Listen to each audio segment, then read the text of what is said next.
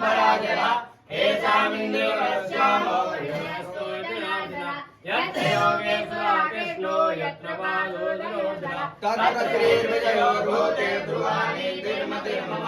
अनन्याः चिन्तयन्तो मां ये जनाः पर्युपासते तेषां नित्याभियुक्तानां योगक्षेमं वहाम्यहम् स्मृते सकलकल्याणं भाजनं यत्र जायते पुरुषं तमिदं नित्यं भजामि शरणं हरिं सर्वे कारुण्यकारेषु गृहस्थे भुवनेश्वरः वेदादितन्तुना सिद्धिं ब्रह्मेशा न जनार्दनः विश्वेशं माधवं दुण्डिं दण्डपाणिं च भैरवम् वन्दे काशीं गुहां गङ्गां भवानी मणिकर्णिकां वक्रतुण्ड महाकाय सूर्यकोटिसमप्रभा निर्विघ्नं कुरु मे देव सर्वकार्येषु सर्वदा विनायकं गुरुं भारं ब्रह्मा विष्णु महेश्वरः सरस्वतीं प्रणम्यादौ सर्वकार्यार्थसिद्धये चित्तश्री महागणाधिपतये नमः।